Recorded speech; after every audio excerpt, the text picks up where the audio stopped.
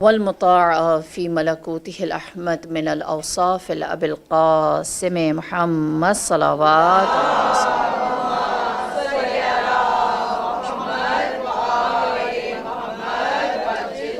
وعلى أهل بيته الطيبين الطاهرين المعصومين المظلومين سيما بقية الله في أرض روحي وأرواح العالمين لتراب مقدمه فدا. أما بعد فقد قال الله تبارك وتعالى في القرآن المجيد والفرقان الحميد بسم الله الرحمن الرحيم وما أرسلنا قبلك إلا رجالا نوحي إليهم فاسألوا أهل الذكر إن كنتم لا تؤمنون صلوات اللهم صل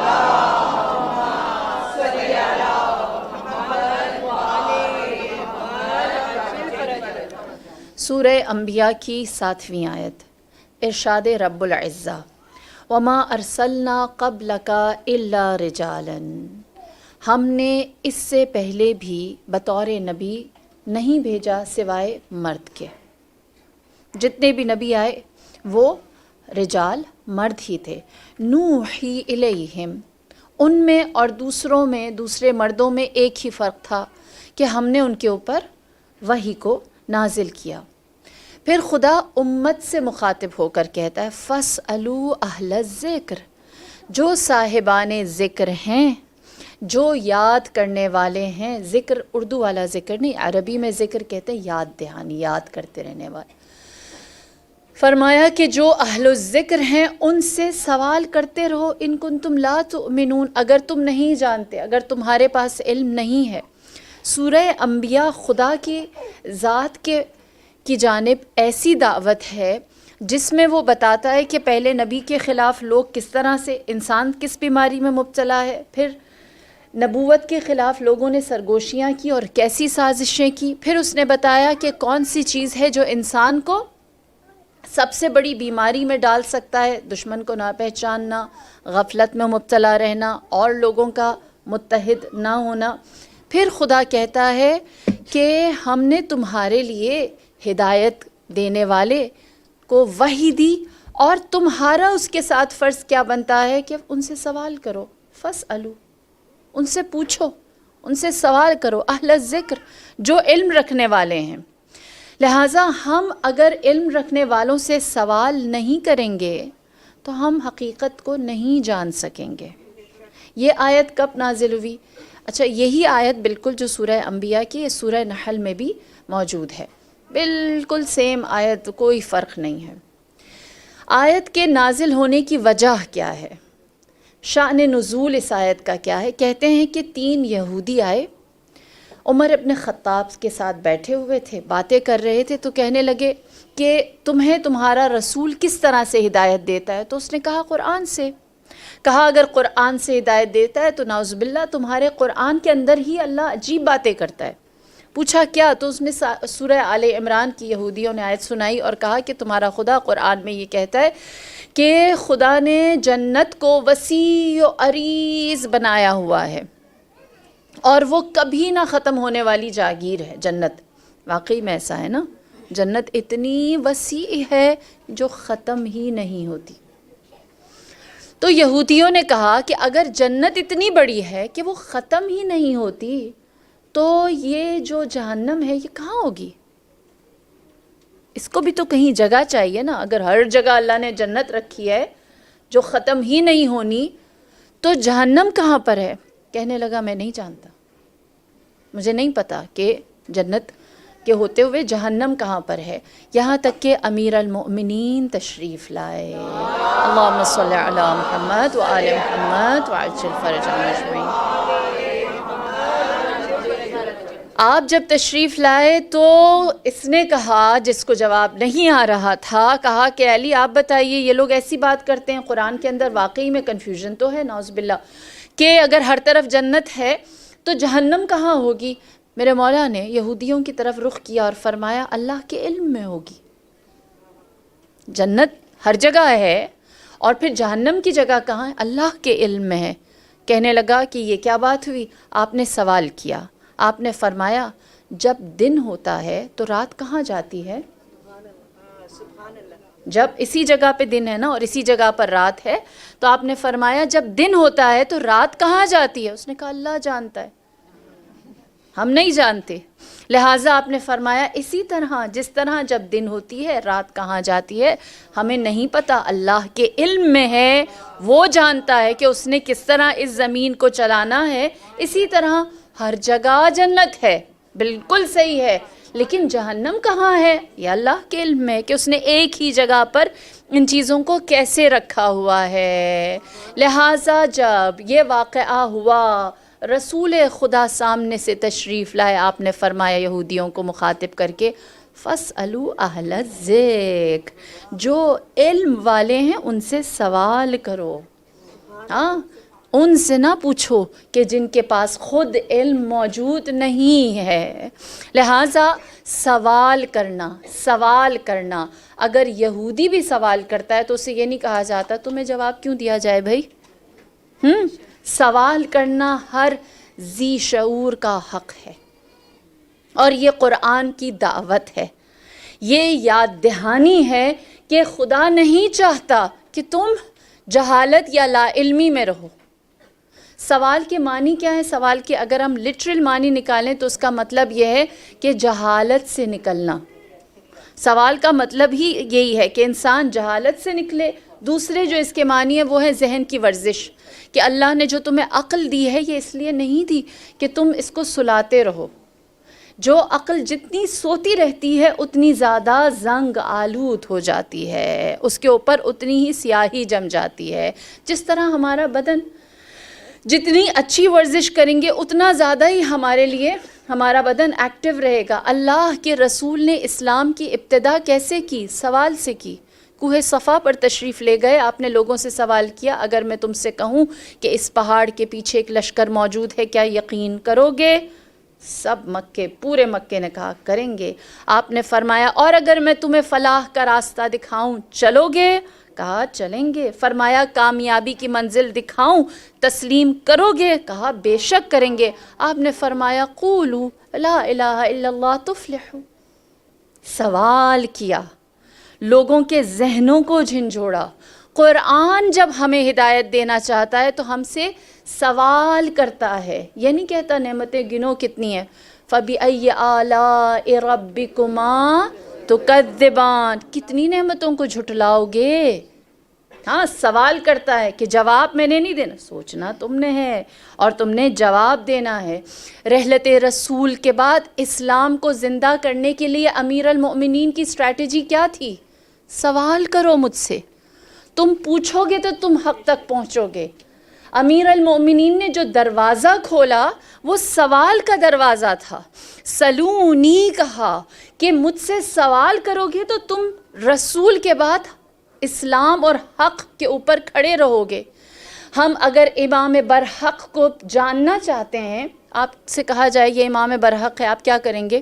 آپ کہیں گے میں تھوڑی سی باتیں پوچھتی ہوں، اگر جواب صحیح ہوا ہے نا تو پھر ہم امام برحق تک پہنچنے کا راستہ بھی سوال ہی تھا۔ میں نے پچھلی ایک مجلس میں اس کی جانب اشارہ بھی کیا تھا کہ لوگ اپنے سوالات لے کر آتے تھے اور اگر امام کے پاس ان کے درست جواب ہوتے تو وہ سمجھ جاتے، سوال کا رشتہ تھا۔ میری اور آپ کی عاقبت برزخ آخرت کی ابتدا بھی سوال ہے۔ کیوں؟ ہم سے خدا برزخ میں کیوں سوال کرے گا؟ اللہ معبودکم، کیا خدا تمہارا معبود ہے؟ محمد النبیکم، کیا محمد تمہارے نبی ہیں؟ علی امیرکم، کیا علی تمہارے؟ کیوں اللہ ہماری برزخ کی ابتدا بھی سوال سے کرے گا؟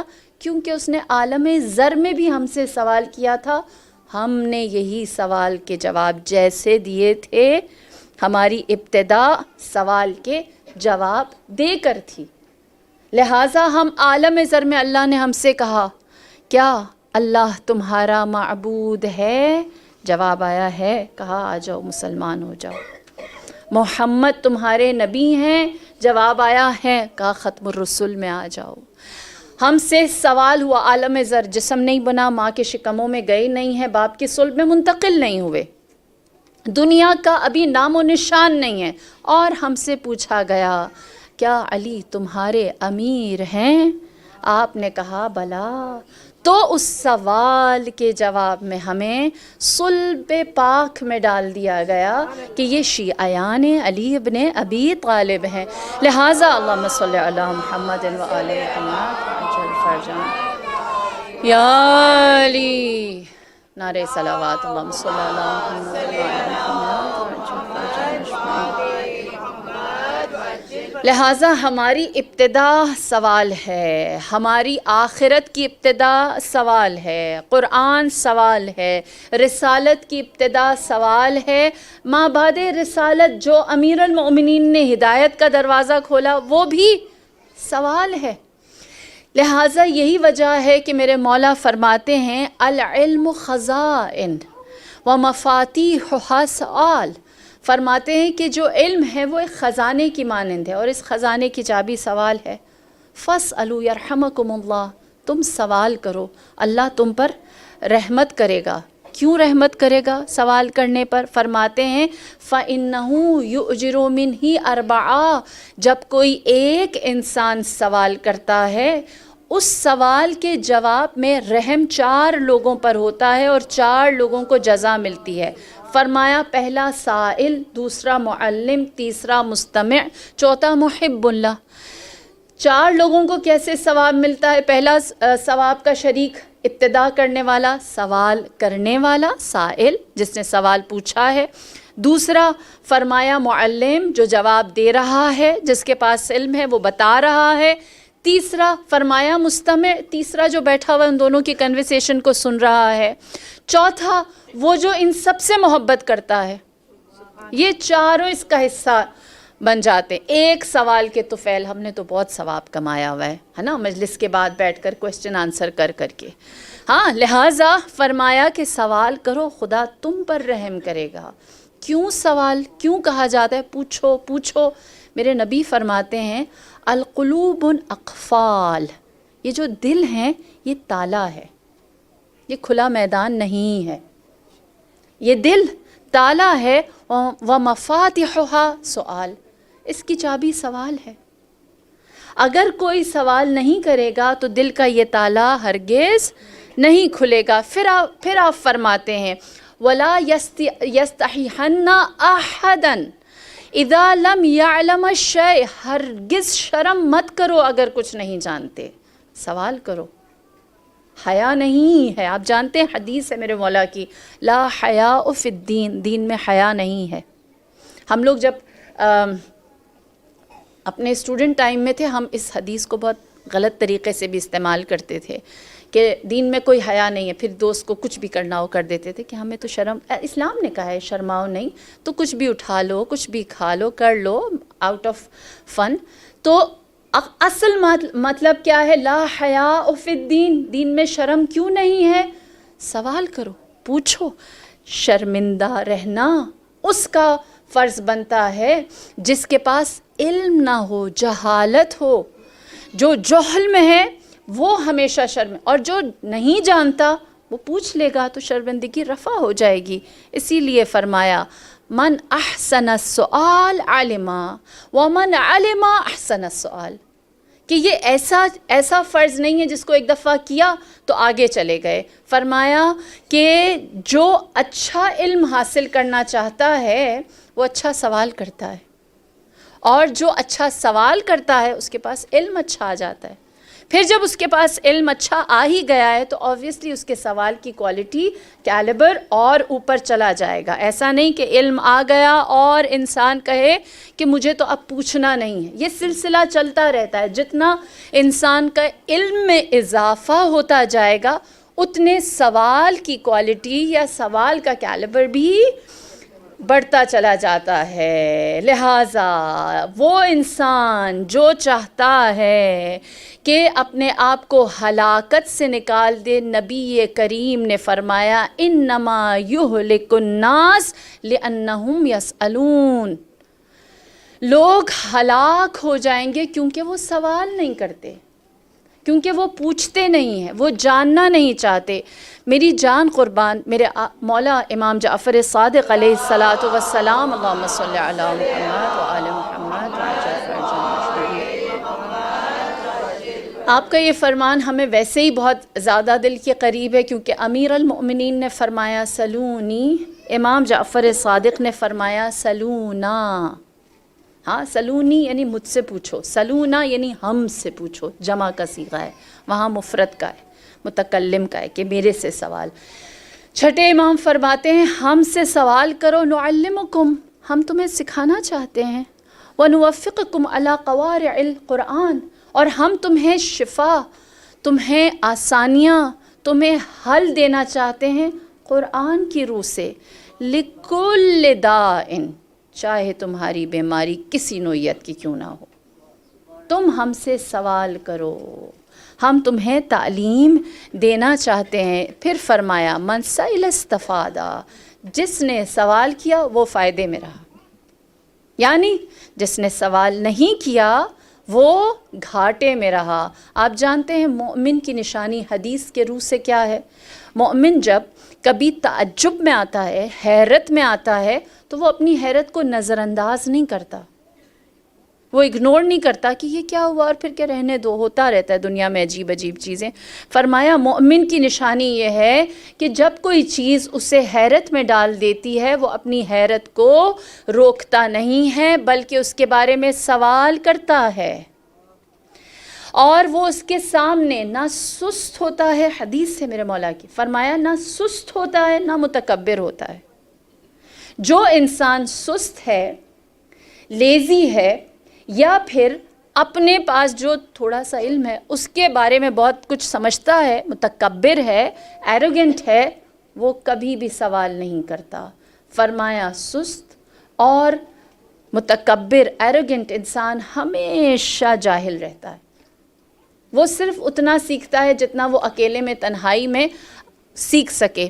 فرمایا کہ مومن ہمیشہ جب بھی تعجبات اس کے سامنے آتے ہیں اس سے سوال کر کے اس کی حقیقت تک پہنچتا ہے. لہٰذا یہ سوال کرنا اگر ہمارے اندر ہوگا تو ہم جہالت سے نکل سکیں گے اور ہمارا ذہن جو ہے وہ ورزش کر سکے گا، ایکسرسائز کر سکے گا، تھوڑا چالو ہوگا، تھوڑا اس کا زنگ اترے گا. یہی وجہ ہے کہ ہدایت تک آپ سب جانتے ہیں کہ جو ہمارے پاس برملا امامت اعلاناً رہی ہے وہ صرف پنجتن کی حد تک، اس کے بعد سے تو امامت کے اوپر شدید ظلم ڈھائے گئے. اور امامت تک پہنچنے کے لیے میں نے شروع کی 2-3 مجلسوں میں جو دشمن شناسی کے اوپر تھی اس میں بہت ساری باتیں آپ کی خدمت میں رکھی. محمد ابن عیسیٰ ایک تاریخ دان ہے، وہ کہتا ہے کہ میں نے امام رضا کے بارے میں سنا کہ لوگ آپ کی امامت پر شک کرتے ہیں، تو میں نے سوچا کہ میں جا کر امام سے سوال کروں اور پھر جانوں کہ سچ کیا ہے. محمد ابن عیسیٰ کہتا ہے میں نے 18,000 سوال امام رضا سے کیے، 18,000 سوال امام رضا سے کیے، اور آپ نے 18,000 سوالات کے مجھے خاطر خواہ جواب دیے. ساتھ ساتھ آگے ہوتے جائیں. آپ نے فرمایا کہ مجھے امام نے 18,000 سوالات کے خاطر خواہ جواب دیے. یعنی کیا؟ جس نے حقیقت جاننا چاہی سوال پر سوال کیا. پورا زمانہ امام کی امامت کے بارے میں شک کر رہا تھا، لیکن جو سوال کرنے والا تھا وہ حقیقت تک پہنچ گیا تھا. یہ فرق ہے اس میں اور باقی لوگوں میں. اور جو شرماتا رہا یا تکبر میں رہا یا سستی اور کاہلی میں لیزی پڑا رہا کہ کون جائے، سب کہہ رہے ہیں کہ ایسا ہے تو ایسا ہی ہوگا. مولا کا کیا فرمان ہے؟ لا تکن امعا، کن عالمن او متعلما. فرمایا یا صاحب علم بنو یا طالب علم بنو، امعا نہیں بنو. امعا کیا ہے؟ قواحد الناس، جو عام لوگوں میں سے ایک بندہ ہے کہ جو سب سے پاپولر نیریٹو ہے میں بھی اسے اپنا لے، تو سب کہہ رہے ہیں تو ایسے ہی ہوگا. جو حق کا متلاشی ہے وہ خود سوال کرتا ہے اور حقیقت تک پہنچتا ہے.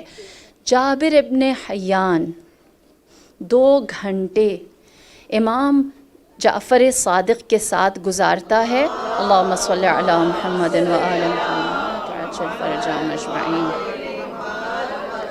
2 گھنٹے امام کے ساتھ گزارتا ہے اور آج تک جابر بن حیان کو فادر آف کیمسٹری کہا جاتا ہے. ہاں، امام ابو حنیفہ جن کا اپنا اصل نام نعمان ہے، وہ کہتے ہیں لولا سنتان لہلک النعمان، 2 سال جو میں نے امام جعفر صادق کے مکتب میں گزارے، اگر وہ 2 سال نہ ہوتے تو میں ہلاک ہو جاتا، نعمان ہلاک ہو جاتا، میرے پاس کوئی علم باقی نہ رہتا۔ ہم جب غیبت صغریٰ کی ابتدا دیکھتے ہیں تو غیبت صغریٰ میں موجود شیعوں کا اپنے امام سے تعلق کیا تھا؟ سوال کرتے تھے، اپنے خط لکھتے تھے، اور جو امام کے نواب 4 نائب تھے ان کو وہ خط دیتے اور امام سوالات کے جوابات دیتے، اور اس طرح سے لوگوں کو پتہ چلتا کہ امام کون۔ اور انہی خطوط میں سے ایک خط جو امام کا اور امام کے کسی پیروکار شیعہ محب کا رشتہ ظاہر کرتا ہے، اسحاق بن یعقوب، آپ کو وقت ملے تو یہ کوئی 23 سوالات ہیں جو اسحاق بن یعقوب نے امام زمانہ سے کیے ہیں، اور حسین بن روح کو، یا غالباً جناب عثمان کو جو آپ کے نائب تھے، ان کو دیے اور ان سے کہا کہ میرے ان سوالات کے جوابات لیں، جن میں سے جو سب سے کامن سوال ہے وہ میں آپ کے سامنے رکھتی ہوں کہ جناب اسحاق بن یعقوب نے امام کو خط میں لکھا اور کہا کہ مولا آپ ہی کے خاندان کے کچھ لوگ ایسے ہیں جو آپ کو امام نہیں مانتے، ہاشمی سید ہیں جو آپ کو امام نہیں مانتے، ایسی صورت میں ہم کیا کریں؟ مولا نے جواب دیا، فرمایا کہ ہمارا ان سے رشتہ اللہ کے رشتے سے بڑا نہیں ہے، جو ہمارا ان سے رشتہ ہے وہ چھوٹا ہے، ہمارا اور اللہ کا جو رشتہ ہے وہ زیادہ بڑا ہے، یعنی ہمارا امام ہونا۔ پھر اس کے بعد آپ نے فرمایا البتہ ہمارے وہ رشتہ دار، وہ ہمارے اقربا جو ہماری امامت کو قبول نہیں کرتے، ان کی مثال ہمارے ساتھ ایسی ہی ہے جیسے حضرت یوسف کے بھائیوں کی مثال حضرت یوسف کے لیے تھی، یا پھر حضرت نوح کا بیٹا اپنے باپ کے لیے تھا۔ سبحان اللہ، کیا امام کا جامع جواب ہے کہ اگر ہمارے اپنے خاندان کے لوگ آ کر کہیں کہ امام حسن عسکری، آپ جعفر کذاب کو جانتے ہوں گے کہ جس نے کہا تھا میں امام ہوں میں ہادی ہوں اور میں تم لوگوں کو ہدایت، آپ نے امام زمانہ کی امامت کا انکار کیا، فرمایا خاندان سے بھی اگر آئے بات تو بھی قرآن کی طرف رجوع کرو، خدا قرآن میں دکھاتا ہے نوح کا بیٹا کیسا تھا، یوسف کے بھائی کیسے تھے۔ دوسرا سوال اسحاق بن یعقوب نے کیا اور کہا مولا آپ کے ظہور کا وقت کب ہے؟ آپ نے فرمایا جو بھی میرے ظہور کے وقت کو متعین کرے گا اس نے افتراء باندھا، اس نے جھوٹ بولا۔ تیسرا سوال جو فاسألوا اہل الذکر سے متعلق ہے کہ اس نے کہا حوادث روزگار میں ڈیلی روٹین کے جو میٹرز ہیں ان میں ہم کس سے سوال کریں؟ بار بار تو آپ کو خط نہیں لکھیں گے نا، ہماری باری آنے میں بھی ٹائم لگتا ہے۔ فرمایا کہ حوادث روزگار میں ان کی طرف رجوع کرو جو ہماری روایات کو، ہمارے اقوال کو، ہماری احادیث کو تم سے بیان کرتے ہیں، جو تم پر ہماری طرف سے حجت ہیں اور ہم ان پر حجت ہیں۔ لہٰذا اس کے بعد سے اسی لیے مرجع کا سلسلہ شروع ہوا جسے ہم مرجع تقلید کہتے ہیں، کہ امام کی یہ حدیث، امام کے سوال پر یہ جواب بتاتا ہے کہ جو روایات کو نقل کرنے والے ہیں، جو مرجع تقلید ہیں، جو صاحبان علم ہیں، جن کے پاس قرآن کا علم موجود ہے، ان میں سے ایک نام شیخ صدوق، جو پہلے مرجع دین تھے۔ شیخ صدوق، ان کی بہت ساری کتابیں آج بھی موجود ہیں۔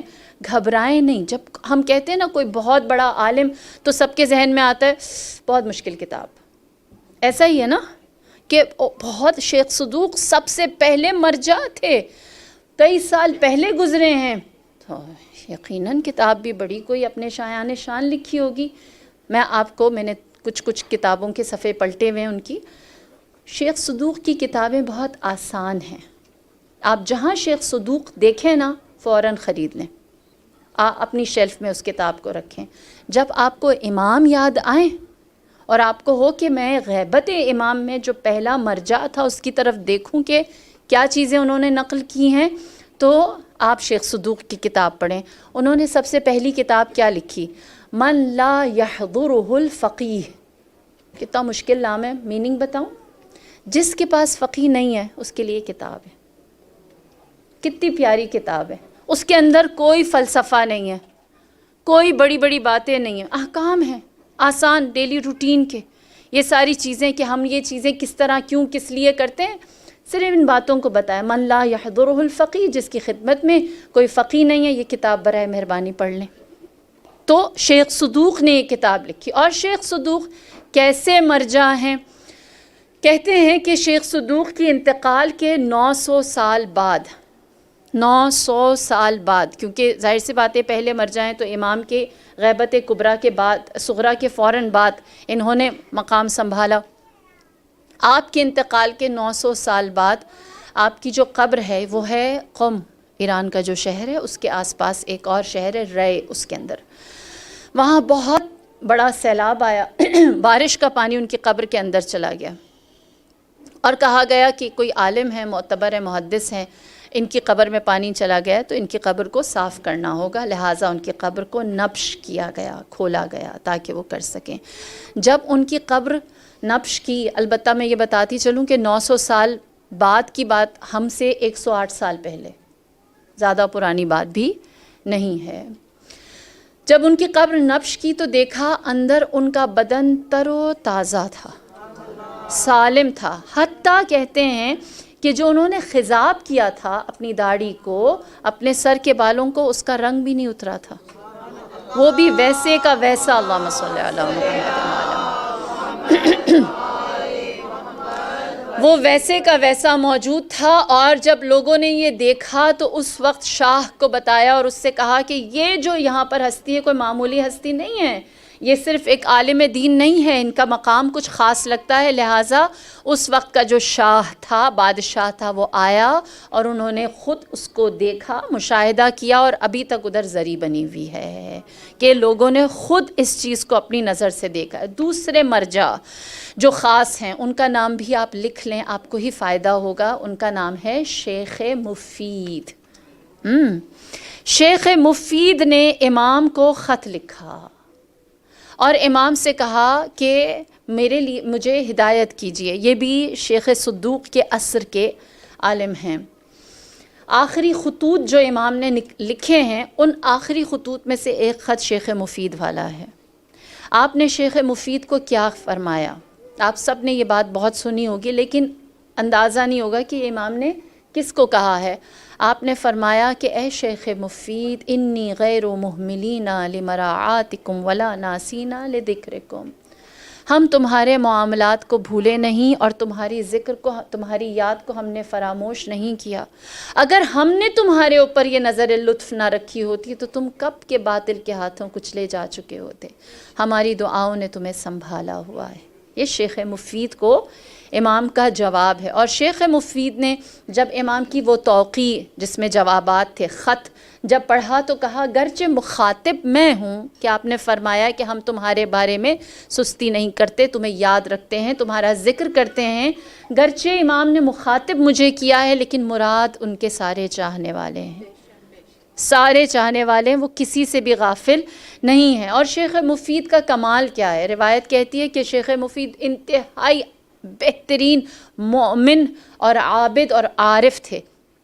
ایک دفعہ خواب میں آپ نے دیکھا، عجیب خواب ہے، نقل کرتے ہیں، کہتے ہیں کہ میں نے دیکھا بی بی تشریف لائی ہیں اور آپ کے ساتھ امام حسن علیہ السلام اور امام حسین علیہ السلام، اللہم صلی علی محمد، دونوں آپ کے ساتھ موجود ہیں۔ لہٰذا بی بی نے آتے ہی مجھ سے، یعنی شیخ مفید کہتے ہیں، مجھ سے کہا کیا میرے بچوں کو پڑھاؤ گے؟ تو کہتے ہیں وہ سوال ایسا تھا کہ میں خواب سے گھبرا کے اٹھ گیا، اور میں نے کہا کہ ان کے بارے میں جھوٹا خواب کوئی دیکھ نہیں سکتا، اور یہ کیسا سچ ہے، یہ کیسی حقیقت ہے کہ وہ آ کر مجھ سے اس طرح کہیں؟ اور کہتے ہیں میں گھبرایا اور مجھے ساری رات اس کے بعد نیند نہ آئی، اضطراب میں تھا، یہاں تک کہ ہمارے ہمسائے میں خاتون رہتی تھیں جن کا نام تھا مؤمنہ خاتون، جن کا نام تھا فاطمہ۔ وہ اپنے ساتھ اپنے 2 بیٹے سید رضی اور سید مرتضیٰ ان کو لے کر آئیں اور کہا اے شیخ مفید، کیا تم میرے ان بچوں کو پڑھاؤ گے؟ وہ کہتے ہیں کہ میں سمجھ گیا کہ بی بی نے مجھے حکم دیا ہے کہ اس نام کی کوئی خاتون تمہارے پاس اپنے بچے لے کر آئے تو انہیں رد نہ کرنا، اور آپ نے شیخ مفید نے شیخ رضی اور شیخ مرتضیٰ ان دونوں کو، سید رضی اور سید مرتضیٰ دونوں کو پڑھایا۔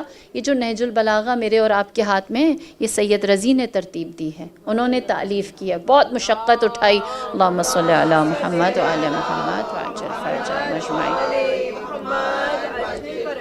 لہٰذا ایسے لوگ مرجع تقلید ہیں جن کے اوپر جو صاحبان ذکر و علم ہیں انہوں نے اپنی سند بھی رکھی ہے۔ تیسرا نام شیخ طوسی، طوسی طوئے سے، طوطے والی، ہاں شیخ طوسی، انہوں نے بہت بڑے محقق گزرے، ان کی بڑی پیاری کتاب ہے النہایہ، سر انجام، آپ جسے کہیں کہ ڈیسٹنی جو انسان کی قرار پر، نہایہ، النہایہ بہت مشہور کتاب۔ شیخ طوسی کا ایسا مقام تھا کہ کوئی ان کے آگے ٹھہرتا نہیں تھا۔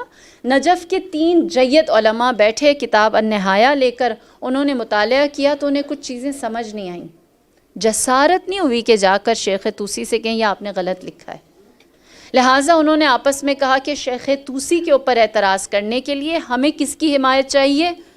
امیر المؤمنین کی۔ 3 دن تینوں نے روزہ رکھا۔ 3 دن روزہ رکھنے کے بعد حرم امام میں تشریف لے کر گئے اور امام سے استغاثہ کیا، اور پھر اس کے بعد انہوں نے کہا کہ جو کچھ ہمیں امام کا جواب آئے گا وہ ہم ایک دوسرے کو وربلی نہیں بتائیں گے، تحریری دے دیں گے، جو بھی جس کے پاس جواب ہوگا، تاکہ اس کی ٹرانسپیرنسی دیکھیں اور ہر ایک کا جو فرق ہے اس کو یہ ایگزامن کر سکیں کہ تمہیں ایسا جواب آیا، مجھے ایسا آیا، مجھے ایسا آیا۔ لہٰذا تینوں نے 3 دن روزہ رکھنے کے بعد حرم امام میں استغاثہ کیا کہ کتاب النہایہ اس پیمانے پر لوگوں کو تدریس دی جا رہی ہے، اس میں یہ اعتراضات موجود ہیں، ہم اس کے لیے کیا کریں، آپ رہنمائی کریں۔ تینوں کہتے ہیں کہ ہمیں نیند آئی اور خواب میں امیر المؤمنین نے فرمایا کہ اس سے زیادہ مستند کوئی کتاب نہیں، اس کے اوپر اعتبار کرو۔ اور جو اس کو لکھنے والے شیخ طوسی، اور جو اس کو لکھنے والے ہیں، اس نے سوائے خلوص کے اور کوئی نیت نہیں رکھی۔ تینوں خواب سے جاگے، تینوں نے اپنا اپنا جو حال دل تھا، وہ خواب کے احوال تھے، وہ پیپر پہ لکھے اور ایک دوسرے کے ساتھ شیئر کیے، تو لفظ ایک تھا۔ تینوں کے خواب میں امام نے ایک ہی وصیت فرمائی تھی، لہٰذا تینوں شرمندہ ہوئے، کہنے لگے کہ ہماری ناقص عقل جو ہے وہ غلط اس چیز کو کر رہی ہے، لہٰذا ہم شیخ طوسی کے پاس جاتے ہیں اور انہیں بتاتے ہیں۔ وہ ان کے گھر گئے، نجف میں ہی شیخ طوسی رہتے تھے۔ ان کے جب گھر داخل ہوئے تو کہتے ہیں شیخ طوسی مسکرائے اور کہنے لگے، مولا نے جب میری کتاب کی سند دے دی تو اب میرے پاس سوال کرنے کے لیے آئے ہو، اب تمہارے دلوں میں اطمینان ہے؟ یہ ہے مرجع تقلید۔ ہاں، اللہم صلی علی محمد وعلی محمد وعجل فرجہ مجمعین۔ آگے ہو جائیں گے، یا علی یا علی، آگے ہو جائیں۔ اللہم صلی علی محمد۔ ہاں، ایک دفعہ اور صلوات کے ساتھ آپ لوگ آگے ہو جائیں۔ اللہم صلی علی محمد وعلی محمد۔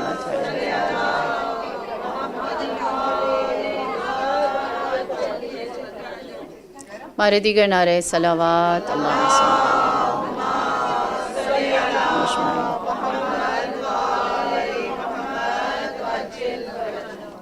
لہٰذا جب ہم اب تھوڑی سی سیریس بات، میرے پاس ٹائم بھی کم ہے، آج مصائب بھی زیادہ ہیں۔ جب ہم شیخ طوسی، شیخ مفید اور شیخ صدوق کے بارے میں، ایسے مراجعین کے بارے میں سنتے ہیں تو ہمارے معصوم دل اور آنکھیں اپنے آس پاس کے ہر امامے والے کے پیچھے چل پڑتا ہے نا؟ سچ ایسی جگہ بیٹھیں جہاں سچ آنیسٹ ہونا چاہیے نا، ہاں، کہ ہم سوچتے ہیں ہمیں کبھی اس کے اندر شیخ طوسی نظر آتا ہے، کبھی اس کے اندر مفید نظر آتا ہے، کبھی کسی کے اندر شیخ صدوق نظر آتا ہے، جبکہ اللہ نے ہم سب کو عقل دی ہے۔ اللہ نے عقل اس لیے دی ہے تاکہ سوال کر کے جہالت کے پردے چاک کریں اور جو صحیح ہے اس تک پہنچیں۔ لہٰذا ہمیں اہل بیت نے یہ بھی بتایا ہے کہ علماء حقہ کی کوالٹیز کیا ہیں، ان کو دیکھنے کے باوجود، دیکھ کر جان کر اس کے بعد ان کے پیچھے چلو۔ پہلی حدیث جو پہلی نشانی ایک عالم برحق کی ہے، فرمایا کہ وہ شخص کیسے اہل علم ہو سکتا ہے جس کے نزدیک آخرت کی نعمت دنیا کی نعمت سے زیادہ ترجیح نہیں رکھتی، جو آخرت کو زیادہ امپورٹنس نہیں دیتا اور دنیا کو زیادہ امپورٹنس دیتا ہے۔ فرمایا اس کے پیچھے مت چلو جو خود نقصان کا سودا کر بیٹھا ہے، جس نے خود اپنے لیے، دنیا کے مطلب کیا ہے؟ پستی، جس نے اپنے لیے پستی چنی ہے اس کے پیچھے نہ چلو جو دنیا دار ہے۔ حضرت عیسیٰ کی بہت پیاری حدیث ہے، آپ فرماتے ہیں، حضرت عیسیٰ جو نبی تھے، آپ فرماتے الدینار داء الدین والعالم طبیب الدین، پیسہ جو ہے وہ دین کی بیماری ہے۔ ہاں، وہ دین میں جو چیز بیماری ڈال دیتی ہے وہ دنیا طلبی ہے۔ فرمایا اور عالم دین کا معالج، طبیب، علاج کرنے والا ہے۔ عالم جو ہے وہ تو دین کا معالج ہے۔ فرمایا فَإِذَا رَأَيْتُمْ الطَّبِيبُ يَجُرُّ الدَّوَاءَ فِي نَفْسِهِ، جب تم یہ دیکھو کہ جو معالج ہے، طبیب ہے، علاج کرنے والا ہے، وہ خود بیماری کی طرف جا رہا ہے، وہ خود دنیا کی طرف جا رہا ہے، وہ خود دینار کی طرف جا رہا ہے، فَاتَّهِمُوا، اس سے کنارہ کشی اختیار کر لو، کیونکہ اس نے اپنے لیے بیماری کو چن رکھا ہے۔ لہٰذا جو دنیا دار ہے اس کے دل میں دین نہیں ہے، پریورٹیز، نہ یہ کہ جو کھائے پیے اسے دنیا دار کہتے ہیں، پہلی چیز۔ دوسری صفت جو عالم برحق میں نہیں ہو سکتی، فرمایا ملعون ہے وہ عالم جو ظالم حکمران کی معاونت کرے، اس کا ساتھ دے، درباری عالم بن جائے، پاکٹ کا عالم بن جائے، اور جیسا فتویٰ عالم چاہتا ہے ویسا دیا، جیسا فتویٰ جابر حکمران چاہتا ہے ویسے اسے بنا کر دے دے۔ تیسری چیز یاد رکھیے، اتنی سخت حدیث ہے یہ، اللہ اکبر، میرے مولا امام حسن عسکری علیہ الصلاۃ والسلام، اللہم صلی علی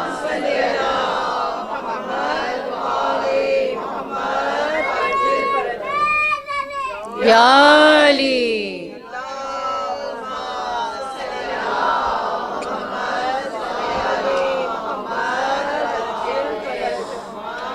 امام اتنی سخت حدیث بیان کرتے ہیں، فرماتے ہیں ہمارے شیعوں کے لیے امام حسین اور ان کے اصحاب کے قاتلوں سے زیادہ نقصان دہ وہ لوگ ہیں جو غلط علم پھیلاتے ہیں۔ فرمایا وہ امام کے قاتلوں سے زیادہ نقصان دینے والے ہیں، اور پھر خود ہی مولا نے فرمایا کہ جو قاتلین خون امام حسین اور اصحاب امام حسین تھے انہوں نے تو جان لوٹی، مال لوٹا، اور یہ جو جاہل ہیں اور عالم بن کر آتے ہیں یا علماء سوء ہیں، فرمایا یہ ہمارے شیعوں کے کمزور دلوں میں شبہات ڈالتے ہیں اور ایمان لوٹ لیتے ہیں، یہ شبہ ڈالتے ہیں اور ایمان لوٹ لیتے ہیں۔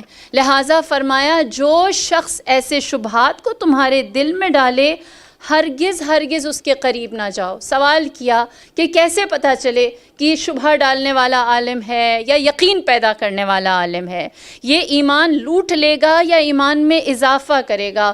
مولا نے فرمایا عالم اور فقیہ کی پہلی علامت یہ ہے کہ وہ اپنے نفس کو گناہ سے دور رکھتا ہے، خود گناہوں سے دور ہے۔ دوسری صفت فرمایا وہ اپنے دین کی حفاظت کرنے والا ہے۔ تیسری صفت فرمایا وہ اپنی خواہشات نفسانی پر کنٹرول کرتا ہے۔ چوتھی صفت فرمایا وہ اپنے مولا کا مطیع فرما بردار ہے۔ فرمایا جس کے اندر یہ چار صفات ہوں اس کی تقلید کرو، لیکن جس کو دیکھو کہ وہ اپنے نفس کے ہاتھوں خود غلام ہے، وہ دین کی حفاظت کیا کرے گا، اس کے اپنے قدم لڑکھڑاتے ہیں، وہ اپنی خواہشات کو کیا کنٹرول کرے گا، وہ تو تمہارے پاس آ کر اپنی خواہشات کا اظہار کرتا ہے، وہ کس طرح سے تمہیں امام کا مطیع بنائے گا جبکہ وہ خود نافرمان ہے۔ ایسے کی تقلید نہ کرو، جس کے اندر یہ چار صفات موجود ہیں اس کی تقلید میں آؤ۔ آپ جانتے ہیں تاریخ ایسے لوگوں سے بھری پڑی ہے جن کے پاس علم تھا، علم تھا اور اسی علم نے انہیں گمراہ کیا، اور وہ اس گھمنڈ میں تھے کہ ان کا علم تو انہیں عالم ہے، نجات دلائے گا۔ سب سے بڑی مثال 57 ایئرز، 57 سال جس نے مسلمانوں کی 4 سے 5 خلافتوں میں چیف جسٹس کا کام کیا، عدالت کا سب سے بڑا قاضی القضات بنا، بڑے بڑے شہروں میں اس کو جا کر اس سے فیصلے کروائے گئے، جس کا نام تھا قاضی شریح، بڑے بڑے فیصلے کرتا۔ یہ ابو بکر کے زمانے سے شروع ہوا، یہاں تک کہ جب امام نے قیام کیا، امام حسین علیہ السلام نے، تو امام علیہ السلام کو قتل کا فتویٰ جائز قرار دینے والا قاضی شریح۔ ہاں، کس نے راستہ آسان کیا؟ یزید نے یا اس کے فتوے نے؟ یہ یزید سے بدتر، کیوں؟ ایمان لوٹ لیا، ایمان لوٹ لیا۔ لوگوں سے کہا نعرہ تکبیر لگاؤ، نماز پڑھنے میں جلدی کرو، اور بہتر ہے اس سے پہلے قتل حسین ہو جائے۔ ہاں، قاضی شریح یاد رکھیں، 57 سال تک۔ اور تاریخ اس کے بارے میں کیا لکھتی ہے؟ تاریخ لکھتی ہے مفسر قرآن تھا، فقیہ تھا، قانون دان تھا، مجتہد تھا اور بہترین فیصلہ کرنے والا تھا، لیکن اس کے علم نے ہی اس کی گمراہی کا راستہ بنایا، اور اس کی ایک گمراہی سب کو لے ڈوبی ہے۔ اللہ اکبر۔ بلعام باعورہ، قرآن بھی ایسی مثال دیتا ہے۔ بلعام باعورہ صاحب علم ہے، مستجاب الدعویٰ ہے، جب بھی کوئی دعا کرتا ہے قبول ہو جاتی ہے، اسم اعظم کا علم اس کے پاس موجود ہے، حضرت لوط کا نواسہ ہے، حضرت موسیٰ کا ساتھی ہے، بہترین خطیب ہے، اور لوگ اس کو اپنا ملجا، اس کو اپنی پناہ گاہ سمجھتے ہیں۔ بلعام باعورہ، کبھی ایسا نہ ہوا کہ اس نے دعا کے لیے ہاتھ اٹھائے اور اس کی دعا قبول نہ ہوئی ہو۔ بلعام باعورہ سے فرعون نے کہا کہ تم اگر موسیٰ کا راستہ روکو اور اس کو قید خانے میں ڈلوا دو تو میں تمہیں اپنا جانشین بنا دوں گا۔ لہٰذا بلعام باعورہ، یہ سارا علم ایک طرف، جانشینی ہے فرعون کے لیے، اس نے حضرت موسیٰ کا راستہ روکنے کے لیے سنے اپنے گدھے پر سوار ہوا اور گدھے کو ہنکا کر کہنے لگا چلو موسیٰ کا راستہ روکتے ہیں۔ گدھے نے کہا میں اللہ کی حجت کے خلاف ایک قدم نہیں اٹھاؤں گا۔ کون بڑا، عالم یا گدھا؟ ہاں، دیکھیں یہ کیا ہمیں قرآن دکھا رہا ہے، کون زیادہ شعور کے ساتھ چل رہا ہے۔ لہٰذا کہتے ہیں اس نے ایک قدم نہ اٹھایا، اور اس کے نتیجے میں یہ بلعام باعورہ اپنے سواری سے نیچے اس کو اتنا مارا کہ وہ اس دنیا سے چلا گیا، اور قرآن نے لکھا کہ 2 جانور جنت میں جائیں گے، ایک اصحاب کہف کا کتا اور دوسرا بلعام باعورہ کا گدھا۔ ہاں، جو اس وجہ سے کہ وہ ایک صاحب علم، اسم اعظم کا علم، جس کے پاس علم دیکھیں اندھا دھن اس کے پیچھے نہ چلیں۔ اللہ نے آپ کو بھی عقل دے رکھی ہے، آپ نے بھی ایک میزان پر دیکھ کر اس کی بات کو ایڈاپٹ کرنا ہے۔ تیسری مثال، ہارون الرشید کا بیٹا مأمون، فقیہ ہے، حافظ قرآن ہے، کتاب دوست ہے، اختر شناس ہے، ادیان، دوسرے ادیان کا جو ہم کمپیریٹیو سٹڈیز کہتے ہیں اس کا مجتہد ہے۔ اس کی جو محفلیں تھیں اس میں ناچنے والی گانے والی نہیں ہوتی تھیں، یہودیوں کا عالم ہوتا تھا، نصرانیوں کا عالم ہوتا تھا، زرتشتیوں کا عالم ہوتا تھا، آتش پرستوں کا عالم ہوتا تھا، خود معتزلی تھا، ایک فرقہ ہے، اس کا عالم رکھتا تھا، امام کے بھی ماننے والوں کو اپنے حلقے میں بٹھاتا اور خوب جم کے علم والی محفلیں ہوتی اس کے پاس۔ آپ نے بارہا سنا ہوگا امام کو مناظرے کے لیے بھی اس نے کئی دفعہ اپنا جال بچھایا۔ عالم تھا، بہت بڑا عالم تھا، اور اس کے علم کے چرچے اتنے ہیں کہ آج تک جب بھی کوئی مأمون الرشید، ہارون الرشید نہیں، مأمون الرشید کی بات کرتا ہے تو کہتا ہے اس کی وجہ سے بہت سارے علوم باقی رہے، اور اس نے کچھ کام واقعی بہت اچھے کیے کہ بہت ساری ایسی کتابیں جو دوسری زبانوں میں تھیں وہ اس نے عربی میں ٹرانسلیٹ کروائیں، اور جو نادر کتابیں تھیں جو بہت یونیک تھیں، کم ملتی تھیں، ان کی لائبریری بھی بنائی۔ لیکن جب اس نے امام کو ولی عہد بنایا اور امام سے کہا کہ آپ نماز عید پڑھانے کے لیے جائیں، امام اپنے گھر سے نکلے، امام رضا، آپ نے اپنا پاؤں برہنہ کیا، اپنے ہاتھ میں عصا رکھی، نعرہ تکبیر لگا کر جب عیدگاہ کی طرف بڑھے، سارے لوگ امام کی جانب اتنے اٹریکٹ ہوئے کہ اس کو آ کر کسی نے کہا کہ اگر امام رضا نے آج نماز پڑھا لی تو تمہاری حکومت گئی۔ سارا علم اس نے سائٹ پر کیا اور کہا امام کو واپس بھیجو، عید کی نماز میں پڑھاؤں گا، اور اس کے نتیجے میں اس نے امام کو شہید کروا دیا۔ علم نجات نہیں ہے، ہاں وہ علم جو ساتھ بصیرت دیتا ہے۔ اسی لیے نبی خدا نے فرمایا کہ ایسا زمانہ آئے گا جب لوگ، اب ہم کنکلوڈ کریں، بہت نا امید بھی نہ کروں آپ کو، ہاں فرمایا کہ ایسا زمانہ آئے گا جب لوگ علماء سے دوری رکھیں گے۔ ایسا نہیں کہ آپ کے زکیہ نے مجلس پڑھ دی، کہا رمامے والا شیخ صدوق نہیں ہے، چلو جی اب سب کے نمبر بلاک کر دیں، کسی سے بات نہیں کرنی۔ ہاں علماء سے اعتبار ہی اٹھ گیا۔ ہم نے حق پرست اور حق طلب ہونا ہے۔ سوال کا راستہ فاسألوا اہل الذکر ہے کہ جو صاحبان علم ہیں ان سے سوال کرنا ہے، جہالت کے پردے چاک کرنے ہیں۔ اسی لیے نبی خدا فرماتے ہیں کہ ایسا زمانہ آئے گا جب لوگ علماء سے دور ہو جائیں گے، اور اس دوری کی وجہ سے لوگ مصائب اور عذاب میں مبتلا ہوں گے۔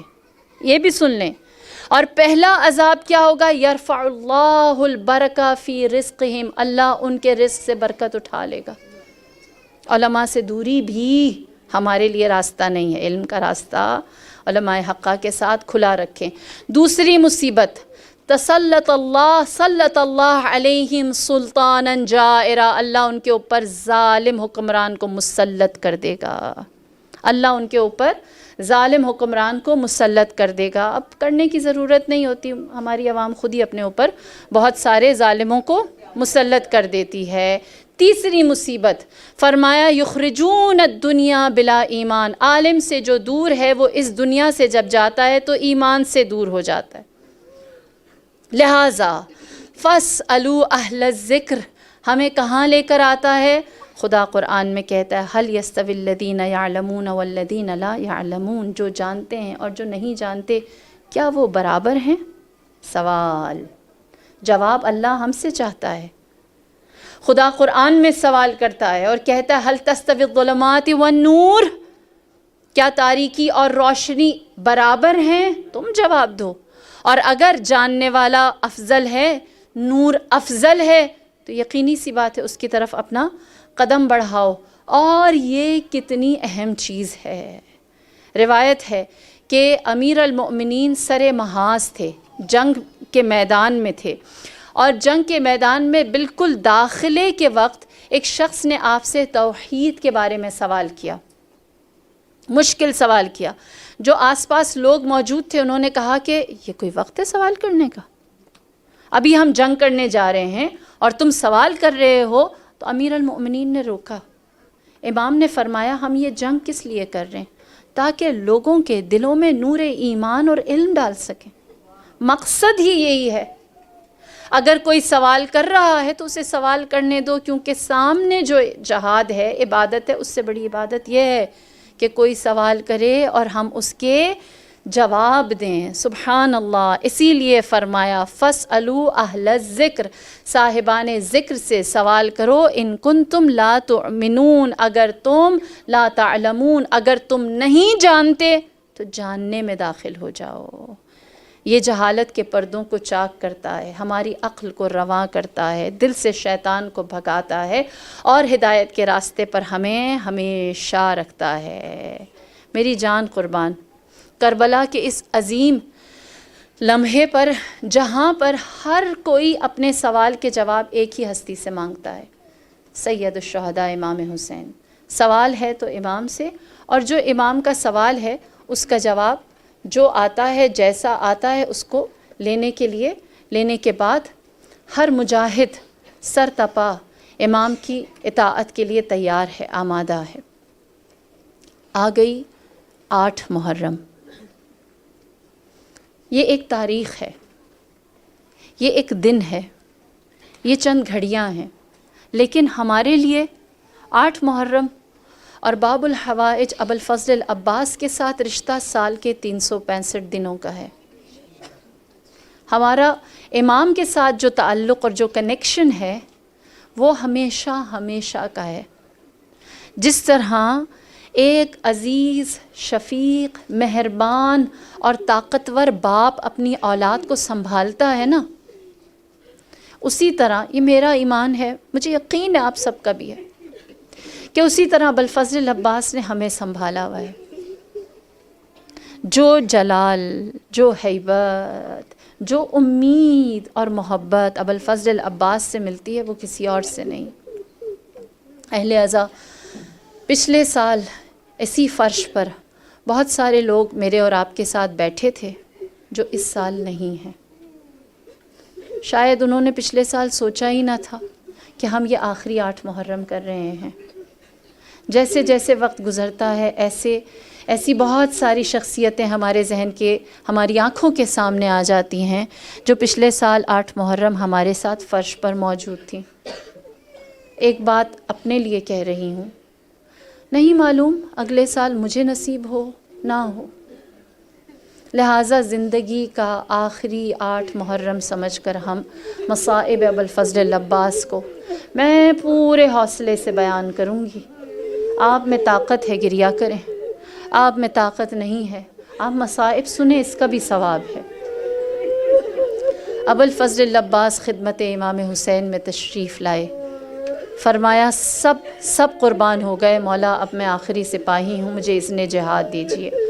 مولا نے فرمایا کیسے مرنے کی اجازت دوں اے عباس جب کہ تم میرے علمدار ہو۔ جناب ابوالفضل العباس کو اذن جہاد نہ ملا، پلٹ کر خیموں کی طرف آئے تو آپ نے کیا دیکھا کہ جناب سکینہ مشکیزوں کو چوس رہی ہیں۔ آپ نے پوچھا اے میری جان سکینہ یہ کیا ہے؟ جواب دیا ہے چچا شدید پیاس ہے، سوچتی ہوں کہ شاید ایک قطرہ پانی مل جائے۔ جناب ابوالفضل متحمل نہ ہو سکے، آپ مولا کی خدمت میں آئے، فرمایا اے آقا اگر مرنے کی اجازت نہیں تو مجھے پانی لانے کی اجازت دیجیے، میں نہر القمہ دور نہیں، بس چند مشکیزیں پانی کے بھر کے بچوں کے لیے لے کر آتا ہوں۔ مولا نے اجازت دی۔ جناب ابوالفضل العباس کربلا کا وہ پہلا اور آخری مجاہد ہے جس نے جہاد کے لیے ہاتھ میں تلوار نہ اٹھائی اور جس نے دشمن پر حملہ نہ کیا، جو سقائی کے ارادے سے، پانی پلانے کے ارادے سے، مشکیزہ بھرنے کے ارادے سے سوئے القمہ چلے۔ روایت کہتی ہے عباس کو آتا ہوا دیکھ کر لشکر یزیدی میں کسی میں طاقت نہ تھی کہ عباس کا راستہ روکے، لہٰذا میرے آقا نے بڑی تیزی سے خود کو القمہ تک پہنچا دیا۔ روایت کہتی ہے کہ جیسے جیسے علم عباس نہر کے قریب جا رہا تھا، خیموں میں موجود پیاسے بچوں کی امید بڑھتی جا رہی تھی، یہاں تک کہ ابوالفضل نے جب اپنا علم نہر فرات پر گاڑا، روایت کہتی ہے سکینہ کے چہرے پر مسکراہٹ آ گئی، سارے بچوں کو جمع کرنے لگی، کہنے لگی میں نہ کہتی تھی میرا چچا وعدہ وفا کرے گا، وہ دیکھو وہ نہر پر بڑی تیزی سے پہنچ گئے، تھوڑی دیر میں پانی لے کر آتے ہوں گے، اپنے اپنے کوزے لے کر میرے ساتھ آ کر کھڑے ہو جاؤ۔ ابوالفضل العباس نے اپنا مشکیزہ بھرا، سینے پر سجایا، ایک چلو میں پانی لیا، پانی میں مسکراتا ہوا چہرہ سکینہ کا دیکھا اور اس پانی کو لبوں سے لگانے کی بجائے نہر فرات کے حوالے کر دیا کہ آج کے بعد سے جب بھی کہیں پر بہتا ہوا پانی ہوگا وہ میری سکینہ کی سقائی کی علامت ہوگا۔ الغرض روایت کہتی ہے کہ عمر ابن سعد اور حرملہ نے کہا کسی طرح عباس کا راستہ روکتے ہیں، ایسے روکتے ہیں کہ کسی کو عباس کے سامنے نہ جانا پڑے، لہٰذا دور ہزاروں سینکڑوں تیر انداز کھڑے کیے گئے کہ دور سے ہی تیروں کی برسات کی جائے گی، اور تلوار اور نیزہ برداروں کو کہا گیا کہ وہ ڈھلوان اور درختوں کے پیچھے چھپ جائیں، لہٰذا میرے غازی نے جیسے ہی پانی بھرا، روایت کہتی ہے مشکیزے کو سینے پر سجایا، ایک ہاتھ میں علم لیا، ایک ہاتھ میں نیزہ لیا، اور سوئے خیمہ گاہ بڑھنے لگے۔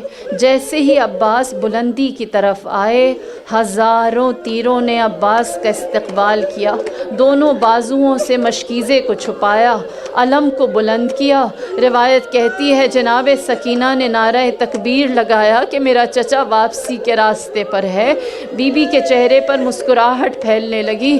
روایت کہتی ہے تھوڑا آگے میرے سید بڑے تھے کہ ایک دفعہ پھر تیروں کی بارش ہوئی۔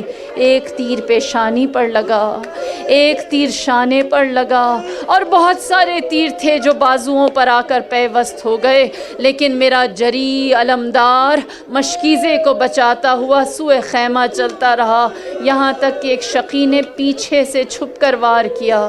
دایاں شانہ کٹ کے گرا، علم ڈگمگایا۔ سکینہ پنجوں پر آ گئی، کہنے لگی اے بچوں دعا کرو میرا چچا جلدی پہنچ جائے۔ سکینہ دعا کرنے لگی، بچوں نے آمین کہی۔ میرا غازی چند قدم اور آگے بڑھا، دوسرا شانہ جو کٹ کے گرا، علم ڈگمگایا۔ سکینہ پنجوں پر آئی، بچوں کے ہاتھ سے کوزے گر گئے کہ ہم پانی کا سوال نہ کریں گے، بس ہمارا چچا خیریت سے آ جائے۔ جناب سکینہ کا ایک مرثیہ ہے، فرماتی ہیں اے چچا عباس واپس آ جا، میرے بابا کے پاس تیرے علاوہ کوئی سپاہی نہ بچا۔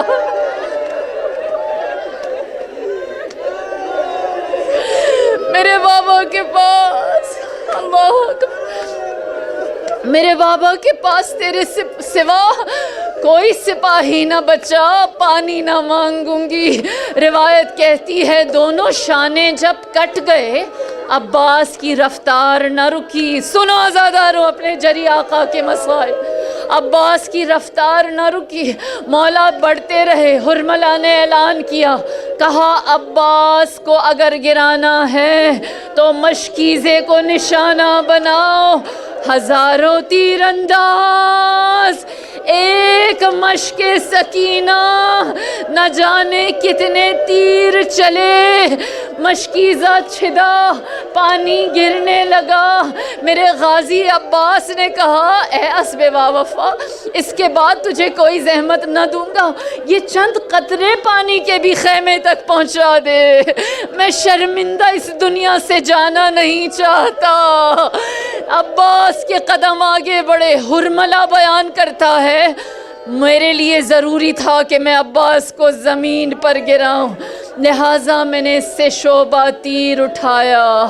میں نے عباس کے پورے جسم کا معائنہ کیا، ہر جگہ تیر سے چھلنی تھا، بس عباس کی آنکھ میں تیر نہ تھا، لہٰذا میں نے اس سے شعبہ تیر لیا، عباس کی آنکھوں کا نشانہ بنایا۔ وہ تیر عباس کی آنکھوں پر لگا۔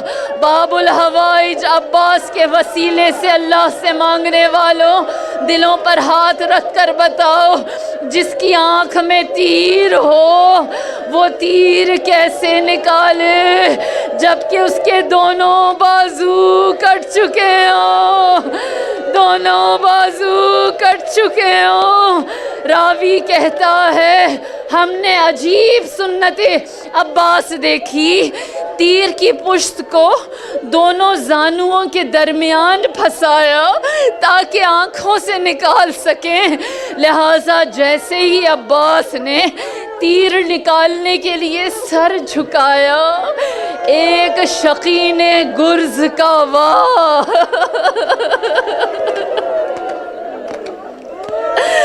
گرز کا وار سر عباس پر کیا۔ فاطمہ مقتل میں آ گئی۔ بی بی نے وصیت کی اے ذاکر، جب میرے عباس کے مصائب پڑھو تو ضرور بیان کرو، بن بازوؤں کے میرا غازی زمین تک کیسے آیا، بازوؤں کا سہارا نہ لیا، عباس منہ کے بل گرے، عباس گرے علم گرا، زہرا کی آس گری، عباس کا علمدار، حسین کا علمدار گرا، سقائے سکینہ گرا، زینب کی چادر گری، ام البنین کا آسرا گرا، علی کی نماز شب کی دعا گری۔ مولا نے سلام آخر دیا، علیک منی سلام یا ابا عبداللہ یا سیدی و مولا۔ مولا نے جو سلام آخر سنا، فرمایا اے عباس تیری شہادت نے میری کمر توڑ دی، اے عباس تیری شہادت پر دشمن مجھے تانا دے گا، کہے گا اے حسین